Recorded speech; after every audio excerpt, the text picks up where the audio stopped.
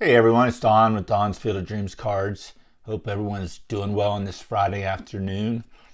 Going to do a video response from my friend James on the 500 Home Run Club, although putting a little spin on it because there's only so many guys you can show from the 500 Club. So I've already talked to James about what I'm going to do here in a minute, and he was cool with it. Guys, appreciate the responses I'm getting from a contest I'm running right now. That's exactly what I wanted, was just to hear some great stories, and I have heard some really great stories, and appreciate it if more of them come.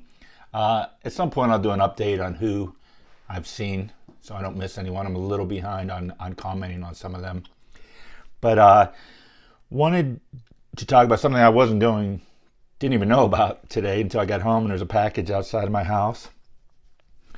I'm looking at the name on it, and it's not the name the guy goes by, first name on YouTube, but I don't know his last name. And that's Chris from Missouri. And, found out about Chris through Mike Moynihan, talking about him. And I had mentioned to Mike on his video, hey, found Chris, subbed to him. And Mike was like, I think you're really going to like this guy's channel. And as Chris mentioned, I reached out to him because I sometimes you just feel with certain guys, with their collection or their passion or their story, that I was like, I think I want to get to meet this guy. It turns out Chris is my age, so maybe that has something to do with it. Incredible stories. I've said this before, and I think most of the guys that know me or I interact with you, you're all down-to-earth guys. There's nothing fake about you guys, and that's what I like. So I got this package from Chris. And I believe Mike Moynihan mentioned on his video, this guy's handwriting. It's like Charlie Gehringer wrote this. I'm with Mike. I think your wife wrote this. There's no way your handwriting is this neat. And I believe Mike mentioned the same thing on his video, and that was the first thing that came to my mind. But it said, Don, thank you so much for the phone call. I also want to thank you for your response video to Wade Boggs fans. John's running a video or a VR contest, and just to mention some channels that have under 500, and Chris was one of the channels I mentioned. I've had an outpouring amount of support from other YouTubers because of it. I'm sure I'm not the only one. I think a couple people mentioned this. I think mostly, Chris, you're getting all your subs because Mike mentioned you.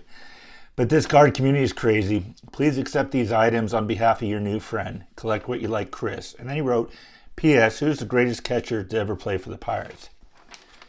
So to answer that, Chris, statistically, I believe it's Jason Kendall. But for me personally, I got to go with Manny Sanguin. Just loved watching him. He's still alive, still involved with the Pirates. You can see him at the ballpark if you go there. So, Chris, thank you for what you sent me. I didn't have either one of these for my collection. And sent me this Stan Musial. I believe that these are from, it says printed in Italy, 1979, Edito Services. I'm not sure the exact name of these, but I've seen these before, and I know they do them for all sports. I'm guessing this is an old-timers game with Stan not wearing a helmet. He looks older here. That's definitely, I don't think, a playing days photo. I don't think the photography would have been that good in 1963 as last year. But really appreciate that, Chris. And then, I don't know what this is. I've seen them before. Sort of like a postcard, but it's an autographed photo of Musial. So did not have this particular card. I do have a few Musial autographs, but did not have this piece. So Chris, I wasn't expecting this, but yet I kind of was expecting something because you asked for my address. So I thought there was a possibility of something coming, but as I told you, you don't need to send me anything. But what's the term I've used? Never expected, but always appreciated. And so Chris, so happy you joined the community. Mike, I'm happy you let us know about him. And thank you again for the gifts.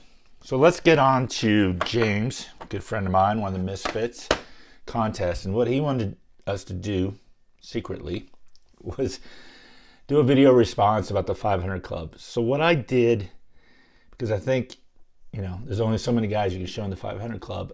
I picked guys that almost made the 500 club. And I went back to 450 home runs as the cutoff.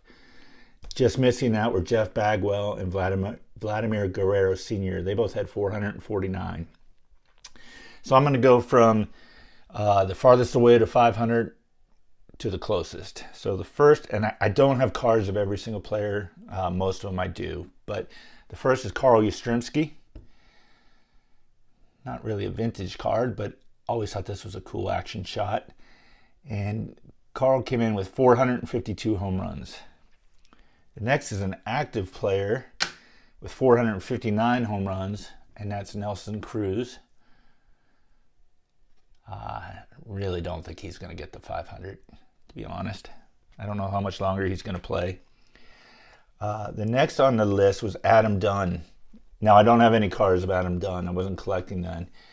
But I was shocked to see that Adam only played 14 years, and he hit 462 home runs. And he had a streak of 6 years in a row where he at least hit 40 home runs. Then he hit 38 and 38 the following year. Then 11. He only played 122 games in 2011, so I don't follow Adam Dunn, so I don't know if he was hurt or what his deal was. And then he had another year of 41. So I was really shocked, first of all, that he had that many home runs and how little, in 14 years, that's amazing that he had that many 40-year home runs, and never thought of Adam Dunn being even close to a Hall of Famer, and I still don't, but if he had hit that 500, that was the old magic number. It might have been. So let's go to the next guy on the list. After Adam Dunn coming in, he tied Adam Dunn for 462 home runs, was Jose Canseco. So, how many of those were the steroids? One of the few guys that admitted it, obvious. So let's move on to 465 home runs. There's a lot of Hall of Famers in this list. Dave Winfield. Show was 75 tops. Love this card. The next guy on the list, coming in at 468 home runs, another Hall of Famer, Chipper Jones. And I picked this card because this summer, my family and I think I talked about it, we went down south on a college tour and vacation and got to meet John Mangini and Alex Bowman 53. But we got to go to a Durham Bulls game. So, and I didn't even realize Chipper played for Durham Bulls. I guess I should have. I don't know, maybe I shouldn't have, because now they're a Rays team. I guess they were a Braves farm team back then. And knew I had this card, but didn't realize he was in a Durham Bulls uniform. So, chose to go with that card. The next guy in 473 home runs and don't have a card of his is Carlos Delgado. Loved watching him as a player. He's always a guy I thought has an outside chance to the Hall of Fame. I didn't look up his stats. Looks like he played 17 years, so, decent amount of time. But you look, he had 8,000 at-bats. Chipper Jones had over 10,000, and he hit more home runs than Chipper Jones. So if he had that many at-bats, who knows. The next is a tie at 475. And two players that mean a lot to me. So one is Willie Stargell. And I always kind of said if he hadn't played in Forbes Field for all those years, that I think he would have hit the 500 mark. And I still believe that. He only led the league twice in home runs. In 1971, he had 48, and 73, he had 44. But then if you look at at the end of his career, he had to scrape by just to get to 475. In 1980, he had 11 home runs. In 1981, he had 0. In his last year of 82, he had 3. And in those 3 years, he played 67, 38, and 74 games. So he was pretty much, kind of washed out by that point. But I think if he hadn't played his early years in Forbes Field and they were all in Three Rivers, I think he would have got to 475. But you can say that about a lot of guys. Big if. If Ted Williams hadn't spent all those years in the Army, if Willie Mays hadn't been there, if Mark Fidrich hadn't hurt his arm. You know, there's a bunch of ifs. So the guy he's tied with is my man, Stan Musial, at 475. This is not a playing days card, but I think it's a really cool card. It's a 1971 Allstate Insurance card. Haven't seen many of these around. So I wanted to show something a little different. So in Stan's case, I always kind of felt, boy, if he hadn't missed 1945 to the service, he probably would have hit 25 home runs. But then I looked at the time period and the stats, and I was like, I'm not so sure he would have. I mean, his first full 3 years, I'm not counting his first year, he only played 12 games. But his first full 3 years, he hit 10, 13, and 12. Came back from the service, missed a year in 1945. In 46, he hit 16, 47, 19. And then 48 is when he started pumping them up, 39, 36. So I'm not so sure that he would have hit 25 home runs, just kind of based on his track record. Obviously, you never know what that year might have done, but pretty sure my man would not have gotten to 500. All right, let's get back to my list here. Next guy on the list coming in at 477 home runs, Adrian Beltre. Excuse me. Didn't really look up any stats on Adrian, but a great ball player. I think a lock for the Hall of Fame. And just, you know, shout out to my man Mike, who was talking about earlier. You know, he's a big Adrian Beltre fan. And so he just fell short at 477 home runs, I think I said. Yep. The next guy, I can't believe this guy's not in the Hall of Fame. And as much as I want Dave Parker to be in the Hall of Fame, and I truly believe Dave Parker belongs in the Hall of Fame, but if you said you only had one vote between Dave Parker and this guy, I got to go with this guy, and that's Fred McGriff. Come on, guys. How is this guy not in the Hall of Fame? 493 home runs, and I don't have the rest of his stats on here, but you know, that's just unbelievable to me. And he missed a strike year, so you got to think he would have hit at least 7 home runs. But boy, I'm in Fred McGriff's court for him to be in the Hall of Fame. So the next guy he's actually tied with, who missed 500, also came in at 493. In this case, in illness, and that would be Lou Gehrig. So obviously, if his career wouldn't have been cut short, he would have hit 500.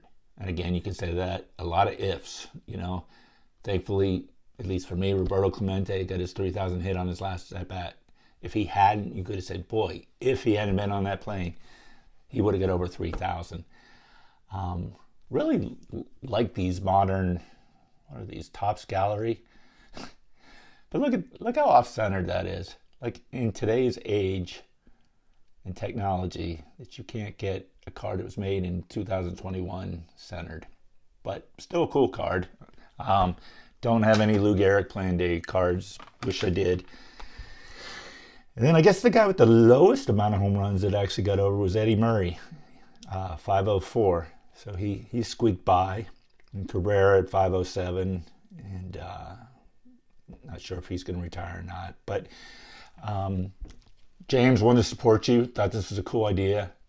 Liked how you kind of said, let's do this incognito. Something different. And again, Chris, thank you again for your friendship. And same with James. James is a great friend. And the musical gift. So, as always, guys, thanks for watching my video. And I'll talk to you soon.